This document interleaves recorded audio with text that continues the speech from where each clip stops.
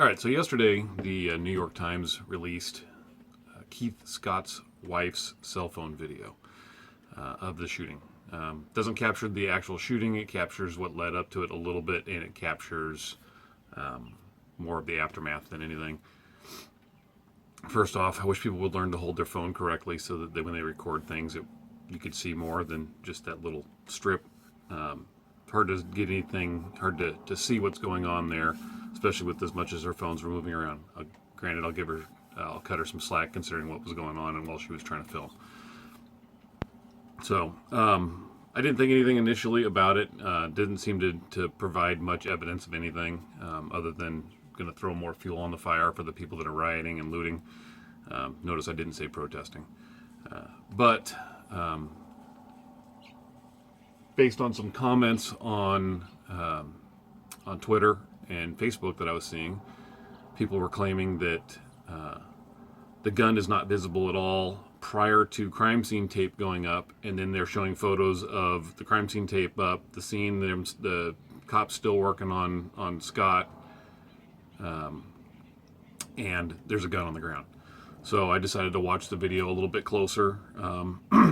Watched it initially just streaming it off of the New York Times website, but streaming video doesn't offer very good quality, so I ended up downloading the video, watched it in its full resolution and full screen, and I was able to see some things as you go through the video. So I'm going to go through the video step by step. At some point, at one point in the video, I'm going to cut and I'm going to zoom in even closer so that you can see a little bit better what's going on. But this is going to be the video. Everything in this video is exactly what the New York Times released from start to finish, other than the spot where I split it and I zoom in. And then I'm going to I'll freeze the video in a couple of spots there and talk about what I see and point to it on the screen. So anyway, see what we got. All right, before I dive into the video, I'm going to talk about a couple of these still shots real fast. This first one here is a still that was being thrown around yesterday on Twitter, and they're suggesting that there's no gun in this video, in this image here. Later, I'll show you where the gun is, but just so you know where these people are getting this information from. And then the second still here, it's after the crime scene tape is up, the cops are still working on Scott, and in the little red circle there you can clearly see the gun laying on the ground. So based on those two different photos, they're claiming that that the cops planted this gun. All right, from this point on we're going to dive into the video that the New York Times released, and all the times that I'm going to refer to later on in this are the run times for that actual video, not for my video.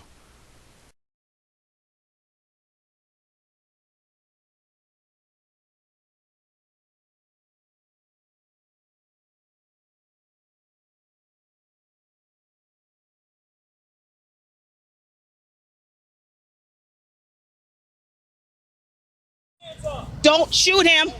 Don't shoot him. He has no weapon. He has no weapon. Don't shoot him. Don't shoot him. Don't shoot him. He didn't do anything. He doesn't have a gun. He has a TBI. He's not going to do anything to you guys. He just took his medicine. Keith, don't let them break the windows. Come on out the car. Keith, don't do it. Keith, get out the car. Keith, don't you do it. Don't you do it. Keith, don't you do it. All right, so gunshots are first visible at gunshots are first heard at the 1 minute and 9 second mark in the video. At that time, the camera's not facing the incident, so we don't see what's exactly going on.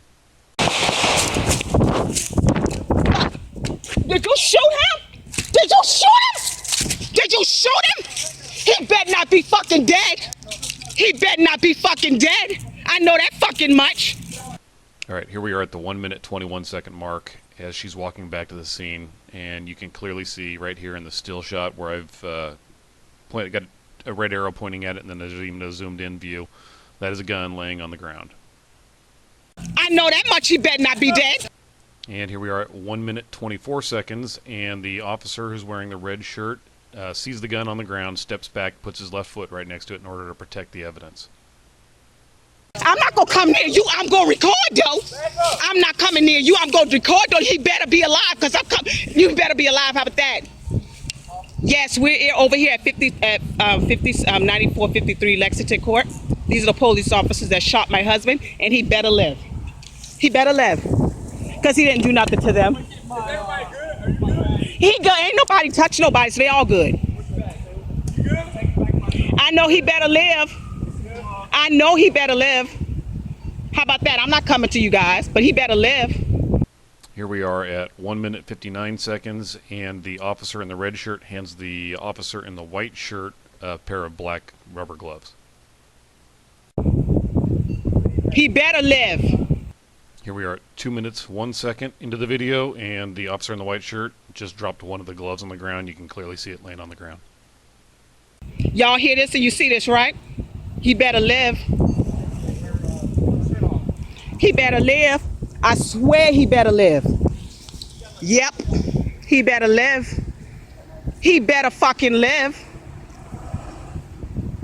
He better live. Where is... He better fucking live, and I can't even leave the damn... I ain't going nowhere. I'm in the... Here we are at 2 minutes 23 seconds, and the officer in the red shirt is standing there. He's still protecting the gun that's on the ground. You can see it next to his left foot, and you can see the gloves that the officer in the white shirt had dropped. They are in front of the officer in the red shirt. same damn spot. Here we are at 2 minutes 25 seconds, and the officer in the white shirt reaches back to pick up the glove that he had dropped on the ground that was in front of the officer in the red shirt. The fuck? That's okay. Did y'all call the police? And here we are at 2 minutes 28 seconds, and you can still see the gun on the ground next to the left foot of the officer in the red shirt. Police? I mean, did y'all call an ambulance? Okay, so went through it. The gun's clearly on the ground right after the shooting happens. The officers are protecting it just like they do at any crime scene when there's evidence around. You protect the evidence until the crime scene tapes up, and then you don't have to worry about somebody walking in and disturbing the crime scene. This is crime scene 101. It's not it's not crazy. This is stuff that happens every day at every kind of crime scene. Shootings, burglaries, whatever. Okay, you protect the evidence until it can be secured. There are other people. I saw several people saying this yesterday on Twitter and on Facebook, saying that, okay, so even if he did have a gun, that doesn't mean the officers needed to shoot him. Okay, you've got a armed, convicted felon who's by definition a prohibited person who can't legally possess a gun, who is holding a gun in his hand, who is refusing to comply with officers' lawful directives to drop the gun and put his hands in the air. That is a clean shoot on no matter what planet you live. There is nothing unreasonable about shooting someone in that situation.